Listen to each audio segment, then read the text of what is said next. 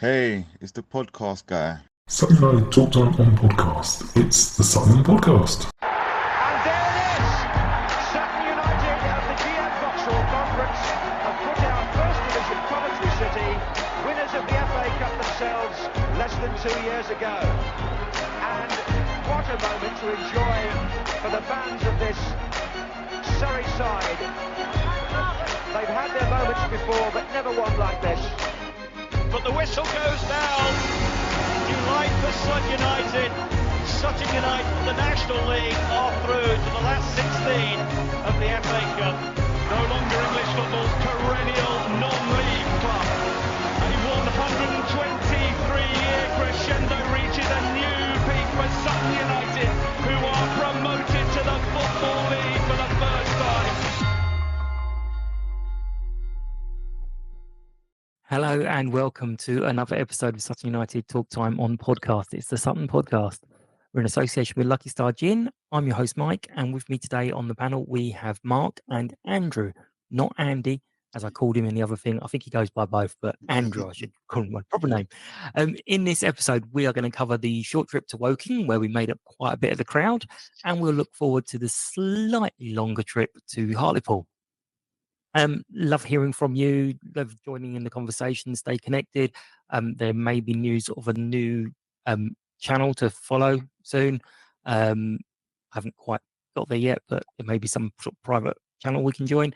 Share all your thoughts on the episodes, chat with other fans, and let me know what you think and you'd like to hear in future episodes.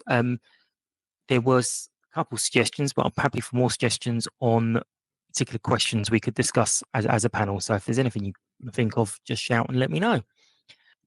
I'm going to jump in. Mark, how have you been? I've been pretty well, thank you. Very good, very good. And Andrew, it's been a while. It's entirely my fault, it seems. You asked why you were yeah, you asked why you were blown out, and somehow you'd come off my mail list. So you weren't the only one, because apparently Harry was also off it. So yeah, not sure what happened, but me and technology, it doesn't quite work. But how have you been? Yeah, I've been really well, man. Yeah. Good. I'm enjoying the feelings. Good, excellent. So we're going to do one of the segments I enjoy, and it's the Knowing Me, Knowing You, and hopefully this is going to work on the recording. The guys can hear it, but hopefully it'll work on the recording as well. We'll see.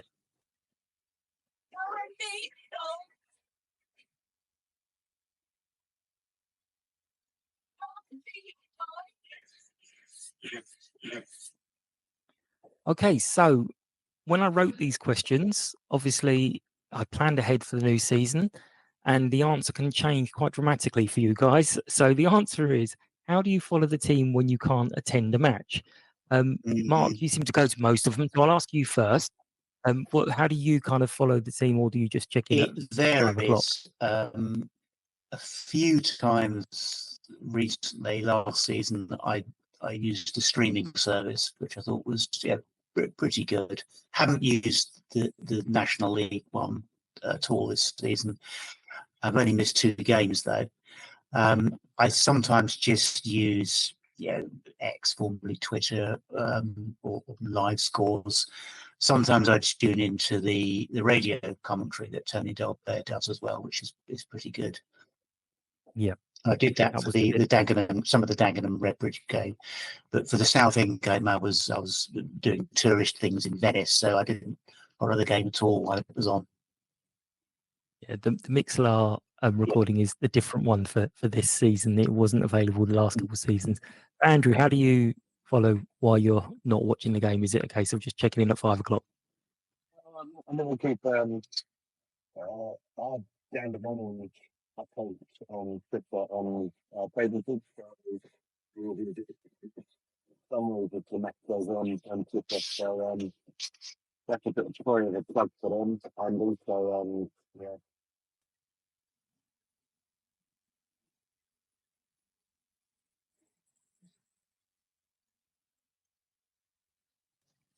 Perfect. Well, let us know how you normally listen in, if you do, because I do know some people just check in at 5 o'clock and go, okay, what was the result? Let's see what happens. But it's a long way from the age-old days of the 0898 number where you're ringing to hear the... The old club call. Yeah, that's the one. Yeah, yeah. I used to use that many a time. Yeah. That's what you told your parents. It was the club call. 0898 numbers. Oh, no, it's Sutton United. So, club news, the ladies drew 0-0 today. I have been super busy with podcast stuff, so I've not really paid much attention if there's anything else going on. So hopefully I've got a new recording platform which is tied into the channels that we should have, hopefully, if I can work it all out. So it should all be sorted next week, but it's our previous platform seems like it's gone kaput, which is my fault because I was boasting about it to someone saying how wonderful it was and how much it worked now. But anyway, on to the match. So pre-match, what were you guys thinking? I mean, first of all, big shout out to the support. 510, I think it was, which is around a quarter of the attendance. But Andrew, we'll start with you. What were you feeling coming into the game? We'd built a bit of momentum, 2 wins and a draw. Did you see this as a good chance, or would you have been happy with a draw at the start?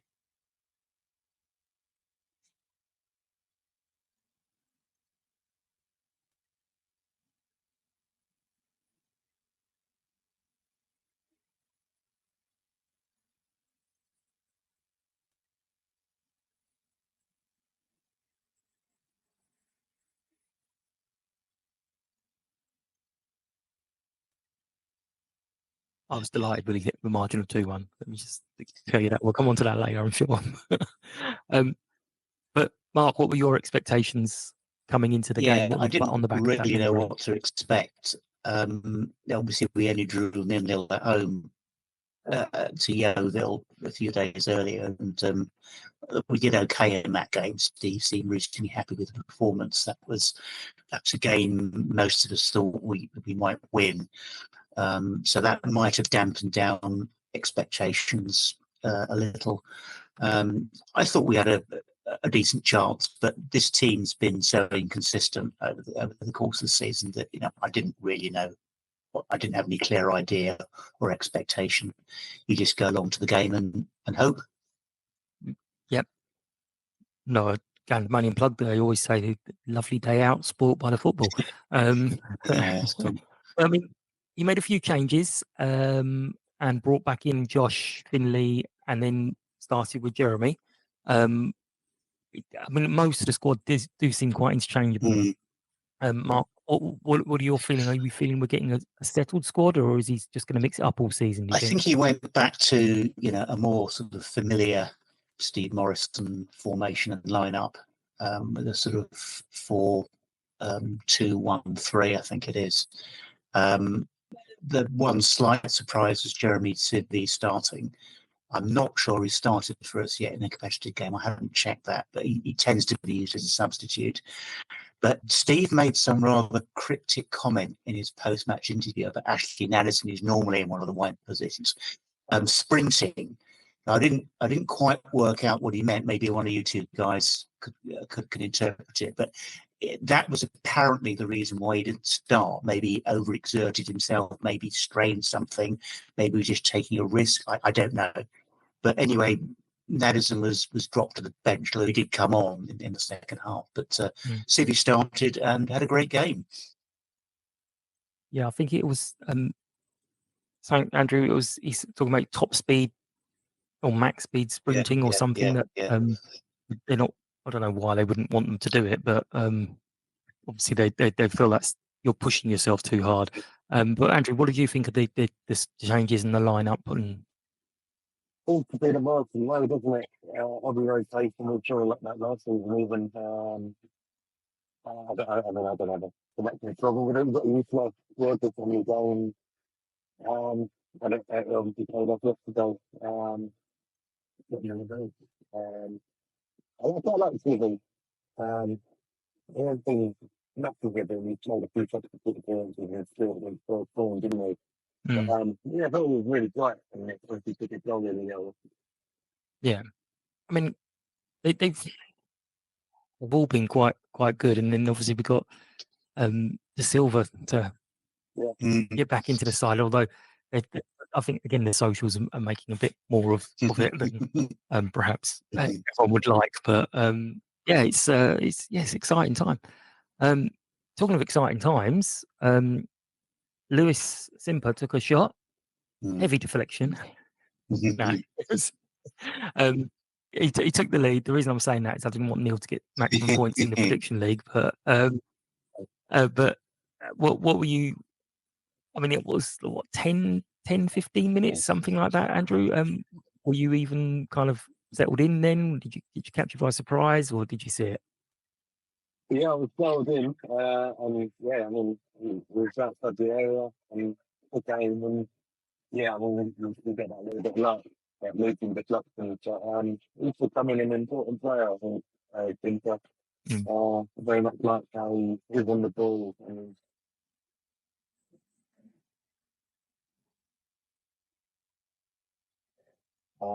he's letting them down completely, the Woking fans behind that goal, so Yeah, they definitely got up and down. They were singing about the Football League a few minutes before. Stop singing that. But Mark, what were you feeling of Simper's goal, and have you enjoyed? It was a great strike, although, as you say, heavily deflected. I was actually standing next to Neil when that goal went in, and his immediate concern would be that it would be given as an own goal rather than a goal credited to Simper.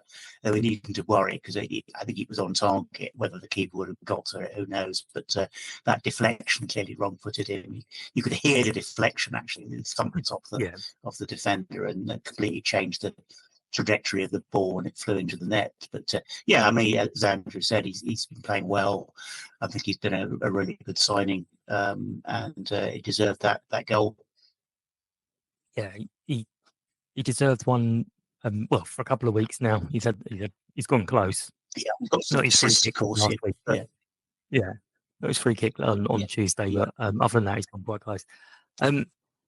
Obviously, good start, and then Jeremy Sivi decided to do an excellent finish and a very "Are you not entertained?" Sort of look at me celebration. So, Mark, were you on for like here we go, we're gonna smash this, or 2-1's a dangerous scoreline? And what did you think of Sivi's goal? Yeah, another great goal. I mean, the ball was headed out by a defender. He was in space on the edge of the area. He had time to chest it down and just thump it back into the net. Another very good goal, and I'm very pleased for him. I think it was his first goal in a competitive match for us, and well deserved. Right. Second goal, sorry, he did score against Forest Green, didn't he? Was it? Oh, it was him. Yeah. And Andrew, what do you think? Sort of Sivi's great goal, great celebration, and 2-0 up. It just came to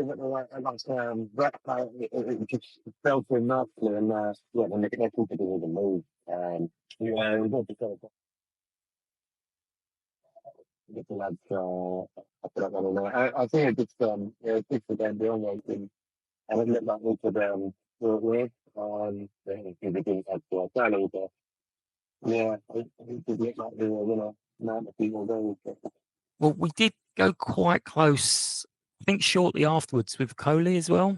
I mean, we finished the half quite comfortable, quite strong. I mean, at that point, it only seemed a matter of how many we were going to score. Would you agree, Andrew? Or yeah, I think those been sadly still running week of things that I've been, not that I've been for the game, but I just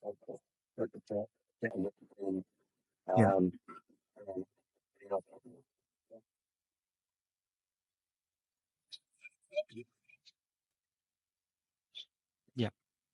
And Mark, were you sort of again similar view of how many are we going to score? Are we going to see this out? And we just looked in control at that point. Obviously there was a long way to go, and I think the first goal was 14 minutes, and the second was 18. So it was still 3/4 of the game plus to go. But we controlled the game up until that point. We had a 2-goal cushion, so there was every reason at that stage to feel pretty confident. and this kind of continued second half, most of the second half.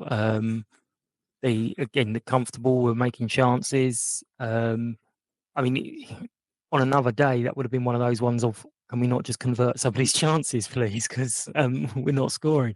But we were, until they did pull one back. So, Mark, you talk us through the pulling it back. Yeah, I just did a cross in from their left, and the guy had a pretty much free header. He's right in front of goal. Steve did seem to fumble the ball. I mean, some people have described it as a goalkeeping error. Maybe it was, but maybe he could have stopped that. Didn't perhaps deal with it as well as he could have done, but I wouldn't be too critical. Even when that goal went in, because they'd offered so little up until that point, I wasn't very worried. I still thought we'd hang on, and indeed may well have a third goal in us. So it was obviously disappointing to concede that goal. It wasn't a great goal to concede, but I wasn't worried that they would storm back and take a point, let alone 3, from the game. Yeah, I mean, Andrew, it might have been one of those ones where Steve's got a private arrangement that we don't have to pay out for clean sheet bonuses toward defence. I don't know. I'm joking if anyone thinks that. But how are you feeling at the goal, Andrew? And were you feel comfortable as well? I actually looked at their goal, so I do another shot in the highlights. I'm going to give them a bit of benefit of doubt for the song that we ran. Right, okay. That's why it's come with the ball and got to learn.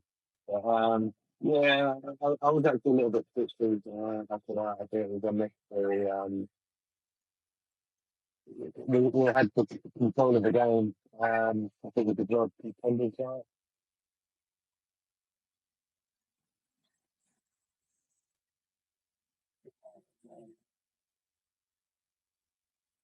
I really saw it happening. Yeah, I mean, we did see out the result, and again, I've been saying for a few weeks now, some of the games that we're playing in are good games to get out the way. So the hanging on at Southport, the 0-0 grinding out a result. Southend, Southport, Southend. Yeah, I knew as soon as I said it, I was like, that's wrong. And then this, just sort of having to see out the game and just control everything. So they're quite good. But we've kind of, I think we 8th now. I haven't actually looked up where we are in the league, but we're in that area. That's 3 wins and a draw in the last 4. How are we kind of feeling at the moment? Obviously ridiculously early in the season. It's sort of a quarter of the way through and we're 8th. But Andrew, how are you feeling at this moment of the season with the team? Bearing in mind all the grief that we were getting a few weeks ago. Yeah, pretty content overall. I mixed the Jackson and Dagenham defeat. So I can't put in a low performance, but I need to start anyone. But I thought the run of games after Southend would want to accumulate into points. And that's what we had done. I think we get more deliver.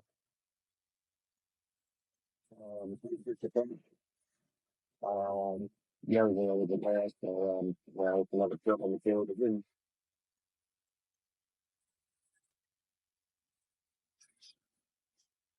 A good little mini run. I was building confidence. Yeah, all the time we find the passing, make cohesion in the job. So yeah, I'm pretty good. Yeah, excellent. And Mark, how are you kind of feeling about where we are at sort of the quarter away of the season? Yeah, obviously, as I said earlier, there's been a bit of inconsistency. I think our away form actually has been a bit better than our home form, with the exception of that defeat at Dagenham. It wasn't that, but I heard we played quite poorly in that game. Otherwise, I think we've done pretty well away from home. 1 at Southend, 1 at Woking, 1 at Wealdstone, decent draw at Eastleigh. Whereas at home, apart from the 5-0 thumping of Altrincham, perhaps been a bit disappointed by some of the performances and results. We scraped past Ebbsfleet, who were right at the bottom of the table. Apart from that, it's been, draws and defeats. But I think on the basis of what you've seen so far, we're probably looking at, mid-table, maybe upper mid-table finish, maybe just scraping into the playoffs. But there's still, I think, scope for this team to improve and become more consistent. And all those defeats, those 3 defeats came in a row. And once we've got those out of our system, maybe we're able to kind of push on. Yeah. I mean, there was, I've already hinted at, normally there's a few things to pick up from social media to talk about, but it's very quiet. There's not much noise about anything really. But one thing I wanted to just ask you about is Steve's interview with Sivi and the little chat that was only sort of on social media, is not on the actual interviews. Shows a slightly different side to him. Did you think, Mark? I mean, it was the interaction between him and the player. You don't obviously see that often. But what did you think about that? I'll be Or am I honest, just I don't overanalyzing think it? I've seen or heard that interview. I think I must have missed it. Right. Oh, okay. That was great content, Mike. Well done. So basically, it's just the way he was talking to him, the way he was saying about Civi's in the car park early, he's in training all the time. He's there usually before Steve gets there. And he sort of came up saying, look, what do I need to do to be in the team? And he was like, well, actually, you're in the team this week. And he said he's just working hard. And it was just a little interaction between them. I was like, hey, that's a slightly different side to him that obviously he has, but I don't think we see that much. But we'll move on because I picked a really bad one to talk about. So we're going to do the good, bad, and the funny. So we'll have the jingle now, and I'll give you a few seconds to think about it.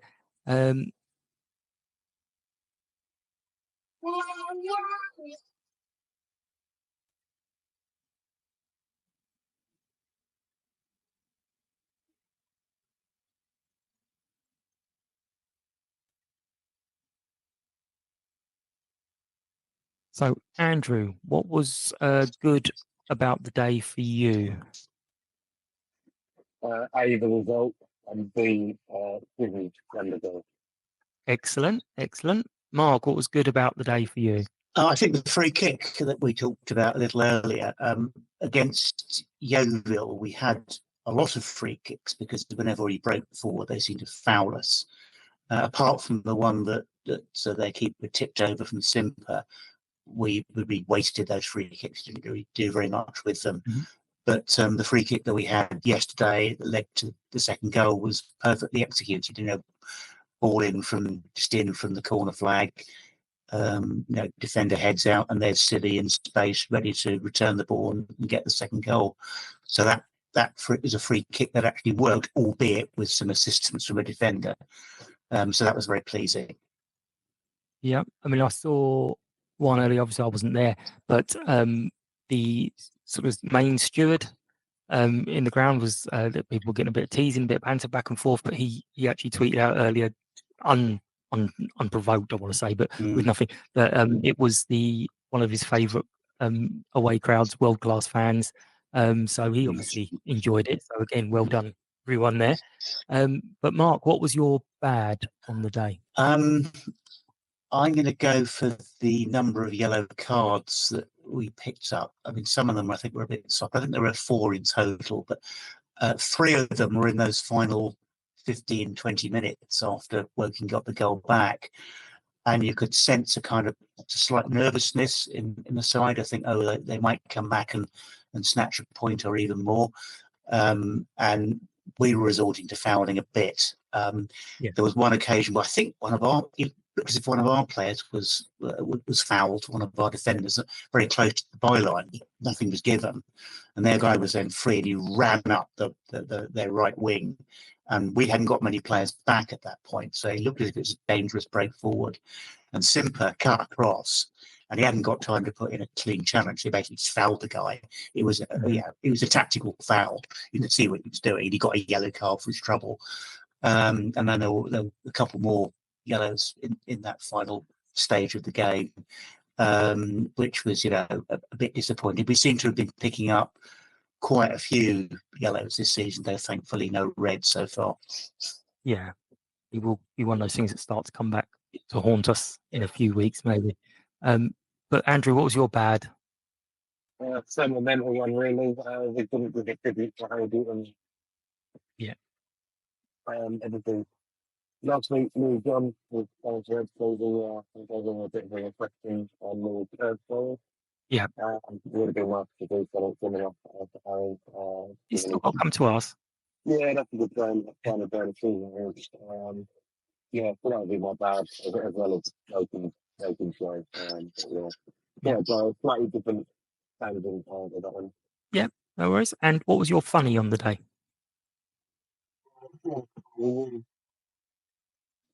Black Caps. Yeah, marching away pretty away and before starting moving. Black Cap. Yeah. Nice. And Mark, what was your funny for the I day? struggled a bit to think of something, but I did come up with something. The working captain was a guy called Dale Gorman, Northern Ireland player, little sort of terrier-like red-haired player, a little bit like, as we said, Paul Scholes without the talent. And he seemed to spend most of the game fouling and whinging at the referee. And we were surprised at the final whistle when he was announced as the man of the match.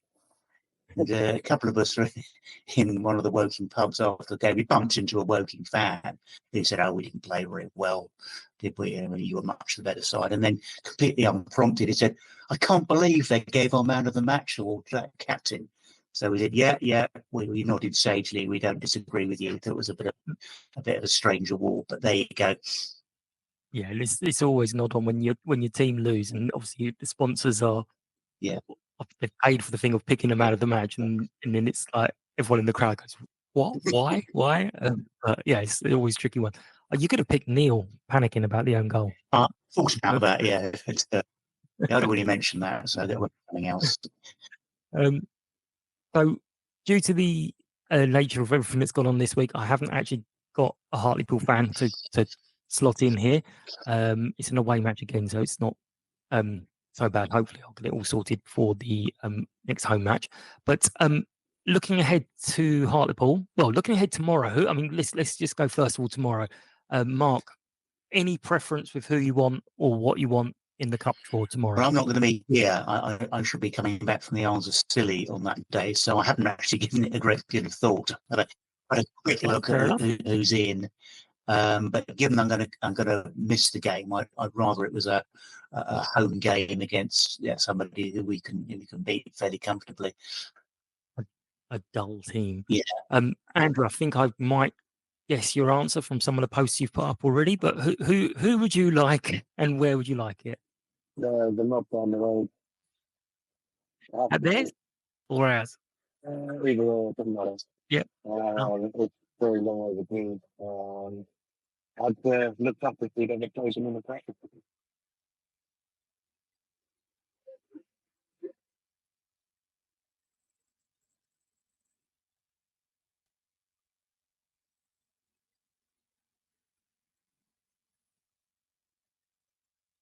Yeah, absolutely. Right, so we'll move on to Hartlepool. What are your early thoughts, Andrew, on this game? Does the league table mean anything at the moment? I mean, we're 6 points, I think, ahead of them. I looked earlier. Is it getting to the point where we're now going, well, we should be beating these sides? I'm saying that deliberately because obviously last week we should be beating these kind of teams. But what are your early thoughts on the Hartlepool match?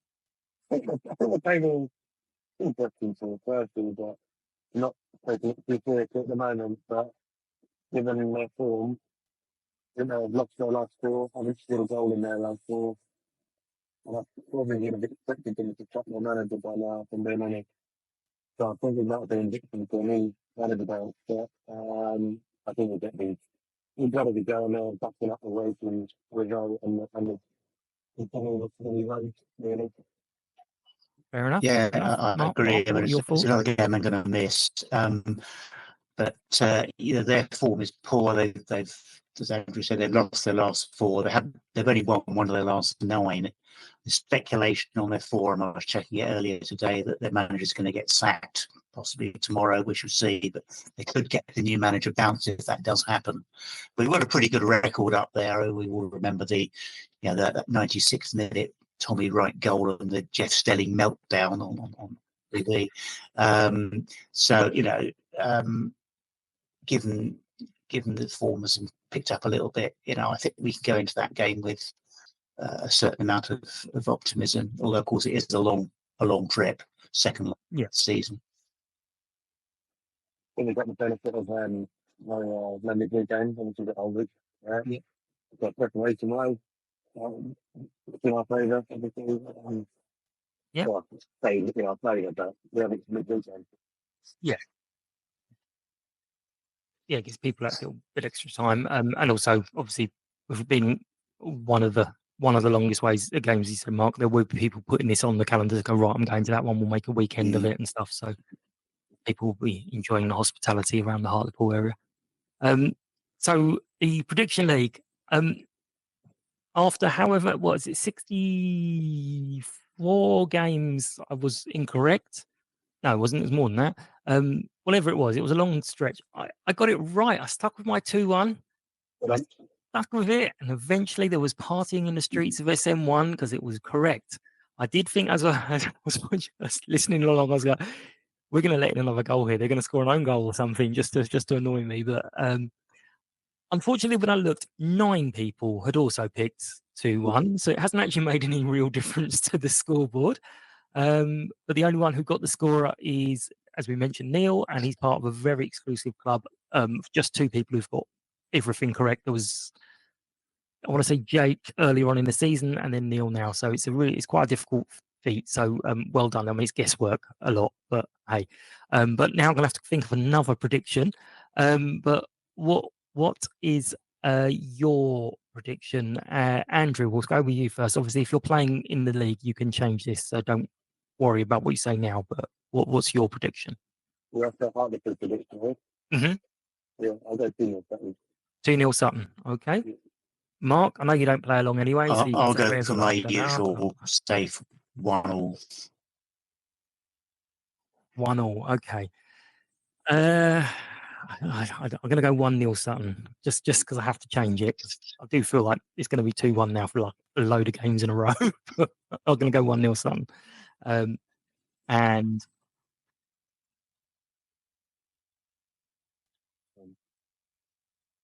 yeah, I think they yeah. 3-1 against Southampton. Yeah, I think most of them have, but it was just we haven't played 1-2-1 for ages. Don't know why, but anyway, we have now. So what I'll do is I'll do 1-0 Sutton, and almost guaranteed it'll be 2-1. So just going to put Mark a little bit on the spot because I've got him here, and we're going to a trip to Hartlepool. I know he's not going, so he probably hasn't made any plans. But while you're here, and I've got the sound clip, Mark, what's your couple of week? Hang on. Hartlepool.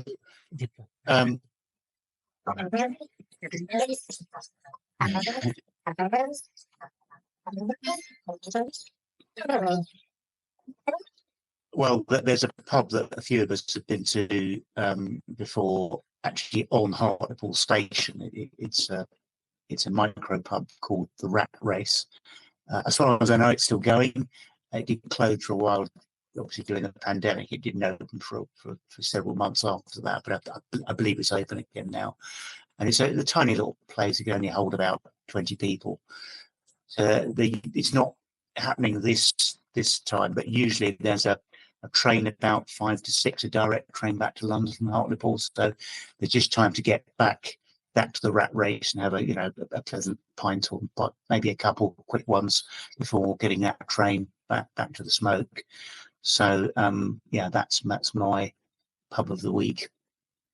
Perfect. Thank you very much. Right, so we've rattled through it all. Despite me mocking and saying no one's really talking about the game, we've done quite a quick one, quite fast, which is quite good. They're supposed to be about this length. So we're going to wrap up this episode of Sutton Podcast.